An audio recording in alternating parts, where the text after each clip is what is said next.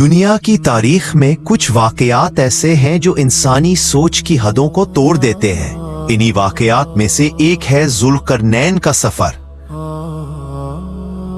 वो बादशाह जिन्हें अल्लाह ने ताकत भी दी और हिकमत भी, और फिर याजूज और माजूज, वो कौम जिनका जिक्र सूरतुल कहफ में मौजूद है। एक कौम जिसका ज़हूर क़यामत की बड़ी अलामात में से एक है। इस दस्तावेजी फिल्म में हम सिर्फ कुरानी वाक़यात, सही अहादीस और मोतबर तारीख से चलेंगे, कोई अफसाना नहीं। कुरान जुल्करनैन को एक अजीम बादशाह के तौर पर पेश करता है। अल्लाह फरमाता है कि हमने उन्हें सबाबों तक पहुंच दिया, यानी जराए, रास्ते, इल्म, हिकमत, वो तमाम चीजें जो दुनिया के कोने कोने तक सफर करने के लिए जरूरी है। लेकिन कुरान उनका असल नाम नहीं बताता, ना ही उनकी कौम का जिक्र करता है। सिर्फ उनकी शख्सियत एक मुमिन, आदिल और ताकतवर हुक्मरान के तौर पर बयान की गई है। यही उनकी अजमत थी। उलमा की राय के मुताबिक उनका मकाम किसी आम फौजदार या कैदी से बुलंद था। वो अल्लाह से ताल्लुक रखने वाले इंसान थे। क्योंकि कुरान वाज़ी तौर पर फरमाता है जुल्करनैन एक मोमिन बादशाह था। कुरान बताता है कि जुल्करनैन सबसे पहले मगरिब की तरफ रवाना हुए। वो एक ऐसी जगह पहुंचे जहां सूरज उन्हें ऐसे गुरूब होता नजर आया जैसे किसी कीचड़ भरे चश्मे में डूब रहा हो। याद रखें, कुरान ने सूरज मिसालन कीचड़ में डूबता है नहीं कहा, बल्कि जुल्करनैन की नजर से मंजर बयान किया गया।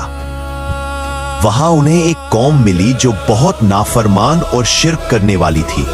जुल्करनैन ने उन्हें बताया कि अगर वो ऐसे ही जुल्म और शिर्क में रहेंगे तो उन्हें हम भी सजा देंगे और कयामत के दिन अल्लाह ताला भी सजा देंगे। लेकिन जो नेक अमल करेंगे उन्हें अच्छा बदला मिलेगा, हमसे और अल्लाह से भी। यहाँ उनके पास पूरी ताकत थी कि वो सजा दें, लेकिन उन्होंने इंसाफ का रास्ता अपनाया और लोगों की इस्लाह की कोशिश की। अल्लाह ने उन्हें इख्तियार दिया सजा देने या एहसान करने का। जुल्करनैन ने इंसाफ और रहमत को मुंतखब किया। ये एक आदिल हुक्मरान की पहचान है। बस इस सफर के बारे में कुरान में इतना ही जिक्र आया है। जुल्करनैन फिर मशरिक की तरफ बढ़े।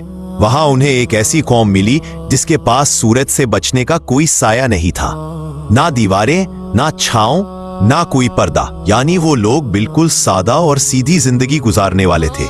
मुफस्सिरीन के मुताबिक ये वो जगह थी जहां सूरज 6 महीने तक गुरूब नहीं होता था, या वहां छत बनाने का तसव्वुर मौजूद नहीं था। अल्लाह बेहतर जानता है। जुल्करनैन ने उनके साथ जंग नहीं की, ना ही उन पर हुकूमत का बोझ डाला, बल्कि उन्हें उनकी हालत पर छोड़ दिया। याजूज माजूज तक का रास्ता। ये सफर सबसे सख्त, सबसे पेचीदा और सबसे तहकीकी था। कुरान के मुताबिक जुल्करनैन 2 पहाड़ों के दरमियान एक तंग वादी में पहुंचे।